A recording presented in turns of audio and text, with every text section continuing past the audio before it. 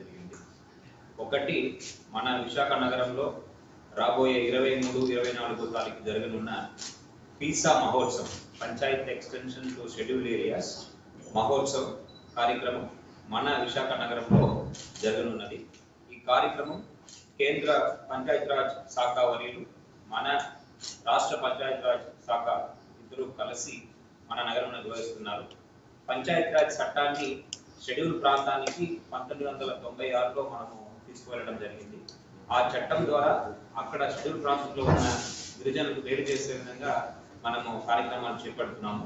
So ఆ చట్టం గురించి అవగాహన మరియు ఆ చట్టం కల్పిస్తున్న హక్కుల గురించి ప్రజలకు తీసుకువెళ్ళడానికి ఈ మహోత్సవం కార్యక్రమం మనము విశాఖ నగరంలో చేపడుతున్నాము. ఈ కార్యక్రమంలో దాదాపు 10 రాష్ట్రాల నుంచి వివిధ పార్టిసిపెంట్స్ పాల్గొనడం జరుగుతుంది. అక్కడ ఉన్న పంచాయత్ రాజ్ శాఖ అధికారులు, అంతేకాకుండా ఆ షెడ్యూల్ ప్రాంతంలో ఉన్న ప్రజలు ఒక రిప్రజెంటేటివ్స్ కూడా ఈ కార్యక్రమంలో పార్టిసిపేట్ చేయడం జరుగుతుంది. 2 రోజుల పాటు జరగనున్న ఈ కార్యక్రమంలో వివిధ అంశాలు మనం చర్చించడం జరుగుతుంది. ఈ పీసా ప్రాంతంలో ఉన్న కమ్యూనిటీస్ యొక్క మేలు గురించి ప్రధానంగా ఈ చర్యలన్నీ ఉంటాయి. అంతేకాకుండా నాలెడ్జ్ షేరింగ్, ఒక రాష్ట్రంలో అమలు చేసే కార్యక్రమం ఏ విధంగా ఇంకొక రాష్ట్రంలో మనం రెప్లికేట్ చేయవచ్చు అనే గురించి కూడా ఈ కార్యక్రమంలో మనము మాట్లాడుకోవడం జరుగుతుంది. ఈ పీసా మహోత్సవం అనేది మన స్పోర్ట్స్ స్టేడియంలో జరుగుతుంది 23-24 తారీఖు. ఈ కార్యక్రమంలో భాగంగా కొన్ని యాక్టివిటీస్ మనం చేపడుతున్నాం. ఉదాహరణకి అనేది ఏర్పాటు చేయడం జరుగుతుంది. దీంట్లో ఈ 10 రాష్ట్రాల నుంచి పార్టిసిపేట్ చేస్తున్న అందరూ డెలిగేట్స్ కూడా ఈ రెండులో పార్టిసిపేట్ చేస్తారు. మన కాళీమాత టెంపుల్ బీచ్ రోడ్ నుంచి 1080 పార్క్ దాకా, మళ్ళీ తిరిగి కాళీమాత టెంపుల్ దాకా ఈ పీసాలను ఏర్పాటు చేయడం జరుగుతుంది. దీంతో పాటు ఈ వివిధ రాష్ట్రాలకు చెందిన క్రీడాకారులు అందరూ కూడా కబడ్డీ మరియు ఆర్చరీ పోటీల్లో కూడా పార్టిసిపేట్ చేయడం జరుగుతుంది. ఈ 10 రాష్ట్రాలకు చెందిన వివిధ పోటీలు, ఆ ప్రాంతంలో ఉన్న అలవాటు ఉన్న పోటీలు అన్ని కూడా మనం ఇక్కడ నిర్వహించడం జరుగుతుంది. దీంట్లో అందరూ పార్టిసిపేట్ చేసే విధంగా కూడా కార్యక్రమాలు ఏర్పాటు చేస్తున్నాము. ఈ ఆర్చరీ మరియు కబడ్డీ పోటీలు స్పోర్ట్స్ స్టేడియంలో నిర్వహించడం జరుగుతుంది. దీంతో పాటు ఈ వివిధ రాష్ట్రాలకు సంబంధించిన వాళ్ళ యొక్క ఆర్ట్స్, క్రాఫ్ట్స్, హ్యాండీక్రాఫ్ట్స్ ఇవన్నీ కూడా స్టాల్స్ రూపంలో మనము నిర్వహించి వాళ్ళని విక్రయానికి మనం సదుపాయాలు ఏర్పాటు చేస్తున్నాము. దాదాపు 70 దాకా స్టాల్స్ ఏర్పాటు చేస్తున్నాము. దాంట్లో కొన్ని ఆర్ట్స్ అండ్ క్రాఫ్ట్స్ సంబంధించిన స్టాల్స్, కొన్ని ఫుడ్ సంబంధించిన స్టాల్స్ కూడా మనం ఏర్పాటు చేయడం జరుగుతుంది. దీంట్లో దాదాపు 15 స్టాల్స్ మన రాష్ట్రానికి చెందిన స్టాల్స్ మనం ఏర్పాటు చేయడం జరుగుతుంది. ఈ స్టాల్స్ వచ్చి విజిట్ చేయడానికి మామూలు ప్రజలకు కూడా అవకాశం ఉంది. సో విశాఖ జిల్లా ప్రజలందరూ కూడా ఎక్కువ మంది తరలి వచ్చి స్పోర్ట్స్ స్టేడియంలో ఏర్పాటు చేస్తున్న ఈ స్టాల్స్ అన్ని కూడా మీరు సంప్రదించాలని ఈ సందర్భంగా మిమ్మల్ని కోరుతున్నాను. దీంతో పాటు కల్చరల్ యాక్టివిటీస్, ఆ ప్రాంతానికి చెందిన కళాకారులు వచ్చి వాళ్ళు ఒక ఆర్ట్ అండ్ క్రాఫ్ట్ ని సందర్శించడానికి అవకాశంగా మనము ఒక వేదిక ఏర్పాటు చేస్తున్నాము. ఆ వేదిక స్పోర్ట్స్ స్టేడియంలో ఉన్న ఇండోర్ ఆడిటోరియంలో జరుగుతుంది. ఆ ఆడిటోరియంలో ఈ కార్యక్రమాలన్నీ కూడా మనం చేపట్టడం జరుగుతుంది. దీనికి పూర్తి స్థాయిలో ఏర్పాట్లు సిఓ, జిల్లా పరిషత్ మరియు జిల్లా పంచాయత్ అధికారి వారు ఒక ఆధ్వర్యంలో మనం చేపడుతున్నాము. మన రాష్ట్ర కమిషనర్ పంచాయత్ అధికారులు, సెక్రటరీ వాళ్ళు మరియు గౌరవ డిప్యూటీ సీఎం వాళ్ళ ఆదేశాల మేరకు వాళ్ళ ఒక చొరవతో మన విశాఖ నగరంలో ఈ కార్యక్రమాలు ఏర్పాటు చేస్తున్నాము. దీనికి సందర్భంగా కోరుతున్నాము. దీంట్లో భాగంగా షెడ్యూల్ ప్రాంతంలో అంటే ఏఎస్ఆర్ జిల్లాలో, అల్లూరి సీతారామరాజు జిల్లాలో 10 పీసా గ్రామ పంచాయతీలు కూడా మేము నిర్వహిస్తున్నాము. ఆ ప్రత్యేక పంచాయతీల్లో అక్కడ ఆ ప్రతి పంచాయతీలో ఉన్న సమస్యల గురించి చర్చించడం, ఆ సమస్యల పరిష్కారం ఏ విధంగా మనం ఎదుర్కోవాలనేది కూడా ఆలోచించడం జరుగుతుంది. ఆ పీసా గ్రామ పంచాయతీలో పార్టిసిపేట్ చేయడానికి వివిధ రాష్ట్రాల నుంచి వచ్చే ప్రతినిధులు అందరూ కూడా వాళ్ళు పాల్గొనడం జరుగుతుంది. దానికి కావాల్సిన సదుపాయాలు కూడా మనం ఏర్పాటు చేయడం జరుగుతుంది. వచ్చే వాళ్ళు ప్రతి ఒక్కరికి కూడా ఫుడ్, అకామిడేషన్, ట్రాన్స్పోర్ట్ అన్ని కూడా మన రాష్ట్ర ప్రభుత్వం కల్పిస్తుంది. With the support of department of Panchayat Raj, government of India. ఈ కార్యక్రమాన్ని పెద్ద ఎత్తున ప్రజలు ప్రోత్సహించాలని, ఈ కార్యక్రమాన్ని విజయవంతం చేయాలని సందర్భంగా మీడియా సోదరుల ద్వారా విశాఖ ప్రజలందరికీ కూడా కోరుతున్నాను. మీరందరూ కూడా దయచేసి దీంట్లో పార్టిసిపేట్ చేయవలసిగా కూడా ఈ సందర్భంగా మీ అందరికీ కూడా ఒక పిలుపునిస్తున్నాను ఇలా యంత్రాంగం పరంగా. సో అది మొదటి అంశం మనము వీసా మహోత్సవం గురించి మాట్లాడుకుంటున్నాం. వీసా మహోత్సవం విజయవంతం చేయవలసిగా ప్రతి ఒక్కరిని కూడా ఈ సందర్భంగా కోరుతున్నాం. డెలిగేట్స్ రానున్నారు.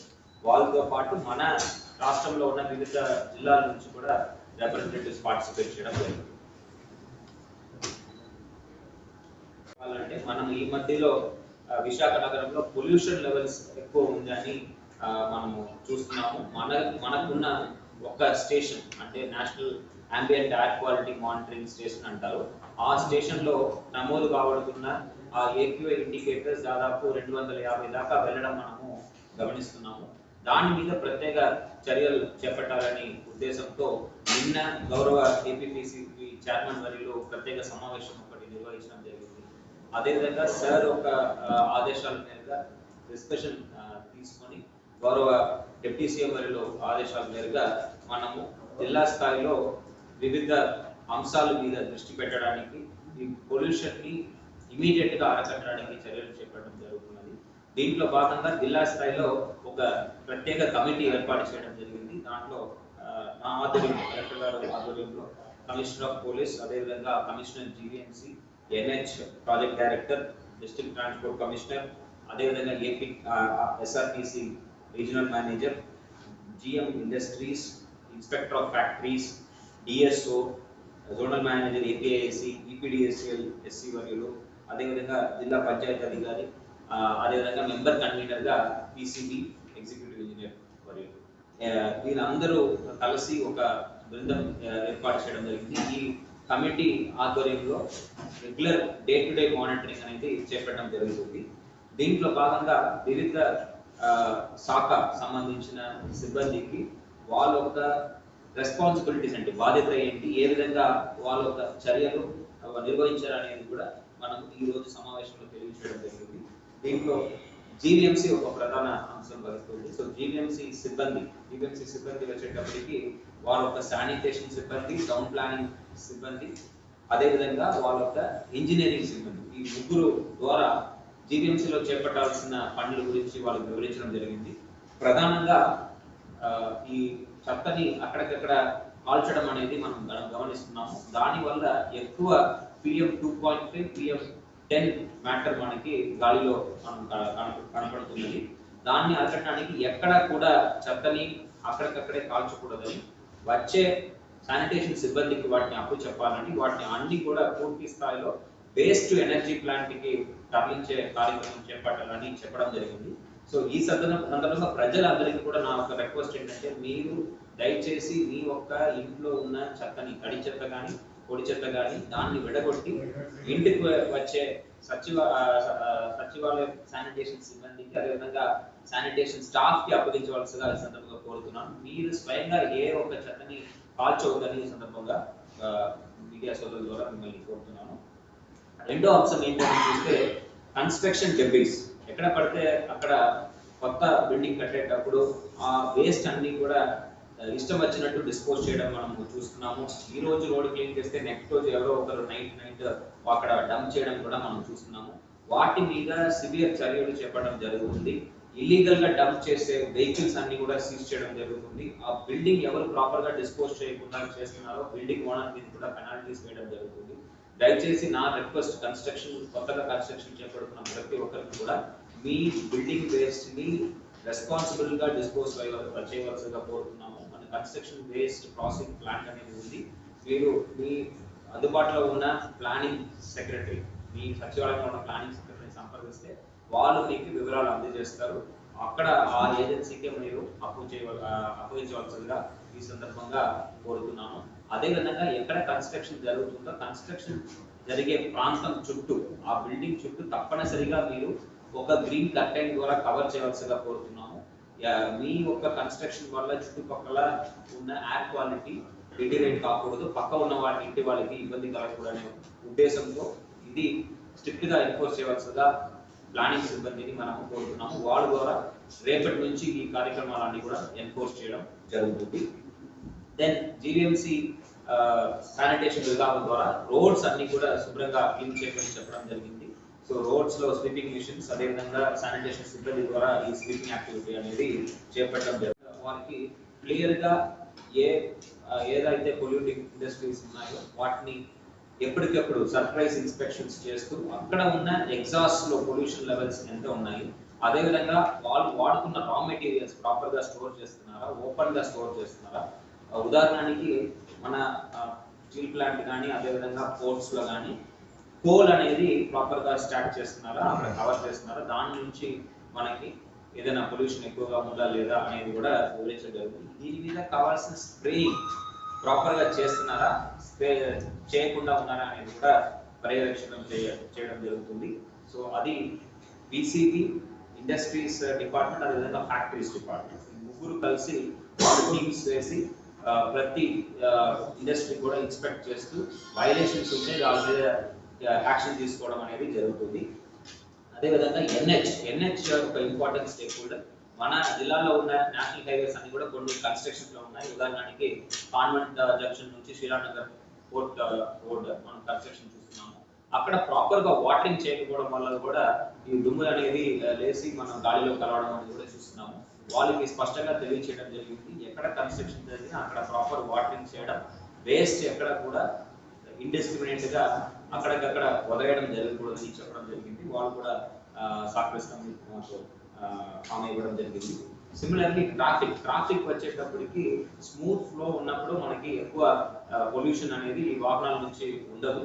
సో ఎక్కడ ఎక్కువ సమయం తీసుకుంటున్నారో, ఉదాహరణకి ఒక పెద్ద జంక్షన్ లో ఎక్కువ ఒక నిమిషం పాటు వెయిట్ చేసే అవకాశం వచ్చినప్పుడు ప్రజలు కూడా వాళ్ళ వెహికల్ ఇంజిన్ ని ఆఫ్ చేయవలసిగా మనము మీ అందరి ద్వారా కోరుతున్నాము. ఎందుకంటే ఒకే ప్లేస్ లో అన్ని వెహికల్స్ ఇగ్నిషన్ ఆన్ లో ఉన్నప్పుడు ఆ గాలి కూడా కాలుష్యంగా మారే అవకాశం ఉంది. కాబట్టి దీనికి రెడ్ క్రాస్ మరియు వైజాగ్ వాలంటీర్స్ ఒక సహకారంతో ఇలాంటి సిగ్నల్స్ లో అవగాహన కల్పించే విధంగా కూడా ఇన్స్ట్రక్షన్ జారీ చేయడం జరిగింది. దీనికి మన పోలీస్ శాఖలో ఉన్న ట్రాఫిక్ వింగ్ మరియు మన ఆర్టీసీ సిబ్బంది ద్వారా ఈ యాక్టివిటీ అనేది మానిటర్ చేయడం జరుగుతుంది.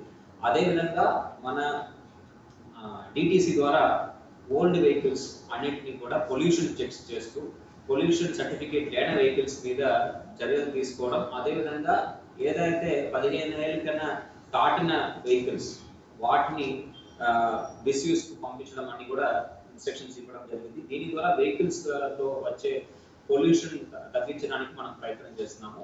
అంతేకాకుండా ఈ వెహికల్స్ లో వాడే ఫ్యూయల్, పెట్రోల్ కానీ డీజిల్ కానీ అవి అడల్టరేటెడ్ గా ఉంటే, అవి కలపడతో ఉంటే అవి కూడా కాలుష్యానికి మన పొల్యూషన్ పెరగడానికి అవకాశం కలుగుతుంది. కాబట్టి ఈ పెట్రోల్ పంప్స్ అన్ని కూడా ఇన్స్పెక్ట్ చేయమని డిస్ట్రిక్ట్ సప్లై ఆఫీసర్ డిఎస్ఓ గారికి, అదేవిధంగా లీగల్ మెట్రాలజీ డిపార్ట్మెంట్ వారికి ఇన్స్ట్రక్షన్స్ ఇవ్వడం జరిగింది.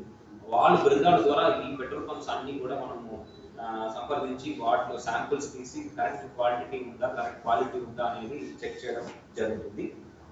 అదేవిధంగా ఆర్టీసీ, మనం ప్రధానంగా ఎక్కువ ఆర్టీసీ బస్సెస్ తిరుగుతున్నాయి కాబట్టి ఆర్టీసీ బస్సెస్ లో కూడా BS6 BS5 కన్నా ముందు ఉన్న వెహికల్స్ వాటి యొక్క పొల్యూషన్ లెవెల్ ఏముంది, ప్రాపర్ గా అవి మెయింటెనెన్స్ ఉన్నాయా, మెయింటెనెన్స్ లేదంటే ఎటువంటి మెయింటెనెన్స్ యాక్టివిటీస్ టేకప్ చేయాలనేది కూడా ఆర్టీసీ వారికి ఆదేశాలు ఇవ్వడం జరిగింది.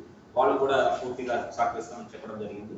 దీంతో పాటు మన నగరంలో జరుగుతున్న అండర్ గ్రౌండ్ కేబులింగ్ వర్క్స్ ఎక్కువగా ఈపీటీసీ వారు నిర్వహిస్తున్నారు. అండర్ గ్రౌండ్ కేబులింగ్ వర్క్స్ వల్ల కూడా కొన్ని ప్రాంతాల్లో రోడ్స్ వేసి పెట్టడం, ఆ మట్టిలు అక్కడ వాటరింగ్ లేకుండా ఇమీడియట్ గా క్లోజ్ చేయకుండా కూడా అవి గాలిలో కలవడం మనం చూస్తున్నాం. సో ఆ అండర్ గ్రౌండ్ కేబులింగ్ వర్క్స్ కూడా ఒక యుద్ధ ప్రాధాన్యతలో వార్ఫుటింగ్ లో కంప్లీట్ చేసే విధంగా ఇన్స్ట్రక్షన్స్ ఇవ్వడం జరిగింది. దాంతో పాటు ఇమీడియట్ గా రోడ్స్ అన్ని కూడా కవర్ చేసే విధంగా కూడా ఇన్స్ట్రక్షన్ ఇవ్వడం జరిగింది.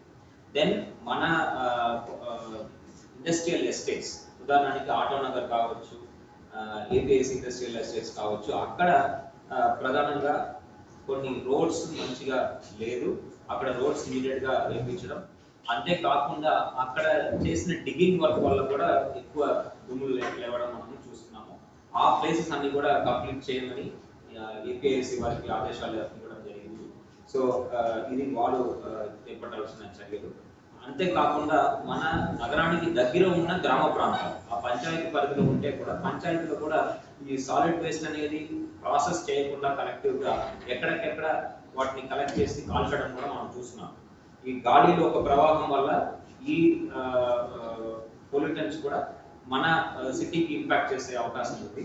కాబట్టి ఈ పంచాయత్ సెక్రటరీస్ ఒక సమావేశం ఏర్పాటు చేసుకొని వాళ్ళు బృందాలుగా ఏర్పడి అక్కడ ఎవరు కూడా ఈ చెత్తలు అనేది కాల్చకుండా ఇన్స్ట్రక్షన్ ఇవ్వమని చెప్పడం జరిగింది.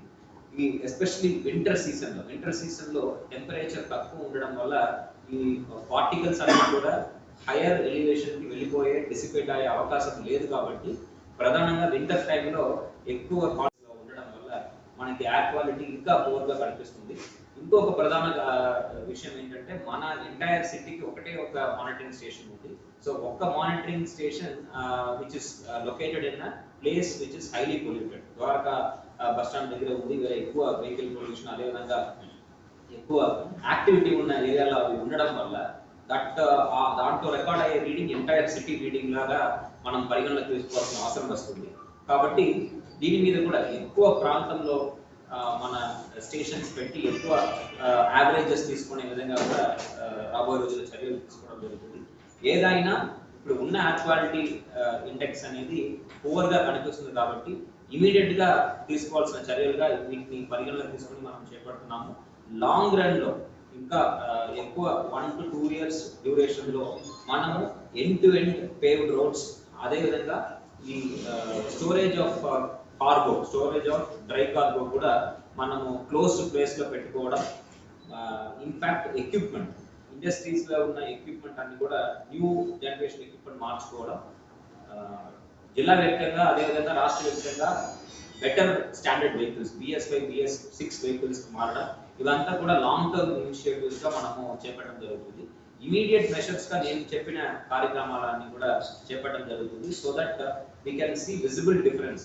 కొన్ని రోజుల్లోనే విజిబుల్ గా ఈ మార్పు వస్తుందని మేమైతే నమ్ముతున్నాము. ఈ వివిధ డిపార్ట్మెంట్స్ వారు కూడా ఈ చర్యలు చేపట్టి ప్రతిరోజు కూడా రిపోర్ట్ ఇచ్చే విధంగా ఒక ప్రణాళిక వేసుకున్నాము. ఈ ప్రణాళిక మేరకు మనం ముందుకు వెళ్ళడం జరుగుతుంది. సో రాబోయే రోజుల్లో ఎయిర్ క్వాలిటీ మీద దృష్టి పెట్టి మన విశాఖ నగరాన్ని సుందరంగా మాత్రం కాకుండా కాలుష్యం లేని నగరంగా మార్చడానికి పూర్తి స్థాయిలో ప్రయత్నం అనేది ప్రభుత్వ యంత్రాంగం చేపడుతుంది. ఫిట్నెస్ ని వెరిఫై చేయడం జరుగుతుంది. పొల్యూషన్ లెవెల్ సర్టిఫికేట్స్ వాళ్ళు ప్రొడ్యూస్ చేయాలి. ఆ ప్రొడ్యూస్ చేయని వెహికల్స్ మీద వాళ్ళు ఇన్స్ట్రక్షన్స్ ఇవ్వడం జరుగుతుంది. కంప్లీట్ గా మనము బ్యాన్ అనేది కాదు. సార్ మీరు ముఖ్యంగా మాట్లాడడం ఏంటంటే ఈక్విటీసీలు అండర్ గ్రౌండ్ కేబుల్ వర్క్స్ మీద రోడ్డు తగ్గిన తర్వాత వారం తరబడి ఆ రోడ్డు అలా వచ్చేస్తారు.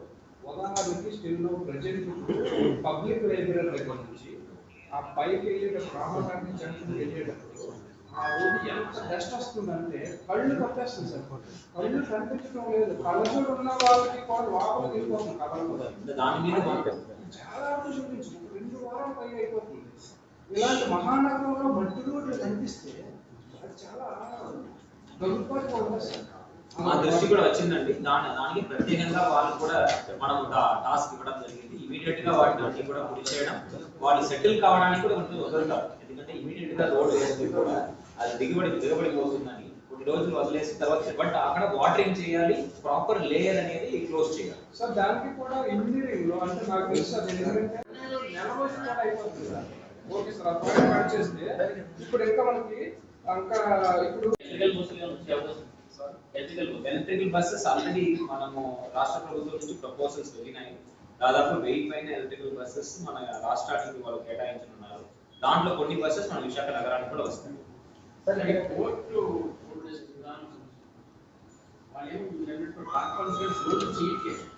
ఇప్పుడు మనం ఏం చెప్పామంటే కోర్టు వాళ్ళు కూడా మీటింగ్ తీసుకోవడం జరిగింది. నిన్న ఈ రోజు కోర్టు సిఈ వాళ్ళు పార్టిసిపేట్ చేస్తారు. వాళ్ళకి క్లియర్ గా చెప్పడం జరిగింది. పోర్ట్ లో స్టోర్ చేసే కార్గో అవి క్లోజ్డ్ గా స్టోర్ చేయాలి. అదే విధంగా ట్రాన్స్పోర్ట్ సమయంలో కూడా బయట వచ్చే ప్రతి ఒక్క లారీ కూడా పూర్తిగా కప్పేసి వాళ్ళు తీసుకురావాలి. రెండవది మనము తీసుకొని ట్రాన్స్పోర్ట్ చేసినప్పుడు అక్కడక్కడ కింద పట్టు వాళ్ళు తీసుకువెళ్తున్నారు. అవి ఎక్కడ కనపడకూడదు. అలా కనపడితే అక్కడక్కడ మనము ఫైన్స్ వేయడం జరుగుతుంది. ఆ వెహికల్ మీద ఓనర్స్ అదేవిధంగా ట్రాన్స్పోర్టర్ పై కాకుండా కన్సైన్ ఎవరు ప్రమాయిస్తున్నారో వాళ్ళ మీద కూడా మనం పీనల్ యాక్షన్ తీసుకోవడం జరుగుతుందని క్లియర్ గా స్పష్టంగా చెప్పడం జరిగింది. అవి ఎన్ఫోర్స్ చేయడానికి మన డిటిసి సిబ్బంది అదేవిధంగా పోలీస్ శాఖ ద్వారా మనం ఎన్ఫోర్స్మెంట్ అనేది చేపట్టడం జరిగింది. ఈ జీవీఎంసీ వెహికల్స్ ఒకటి వాళ్ళ వెహికల్స్ కూడా పాతబడిపోయాయి. ఆ వెహికల్స్ కూడా మనము పియూసి పొల్యూషన్ సర్టిఫికేట్ తీసుకోమని చెప్పడం జరిగింది. అందుకే మెకానికల్ వింగ్ అన్నాను. మెకానికల్ వింగ్ యొక్క బాధ్యత ఏంటంటే ఆ వెహికల్ చెక్, శానిటేషన్ వింగ్ యొక్క బాధ్యత అంటే చెత్త సేకరణ. సో ఈ రెండు వింగ్స్ వాళ్ళు కలిసి పని చేయాల్సిన అవసరం ఉంది. ఆ వెహికల్స్ కూడా ఫిట్నెస్ మనం చెక్ చేయడం జరుగుతుంది. ఎందుకంటే వాళ్ళ పాత పడిపోయిన వెహికల్ కాబట్టి అవి కూడా మనం చెక్ చేయడం జరుగుతుంది. మూడో ఆప్షన్ ఏంటంటే జీవీఎంసీ రోడ్ ఏదైతే ఉందో డివైడర్ లో మొక్కలు నాటారు. ఆ మొక్కలు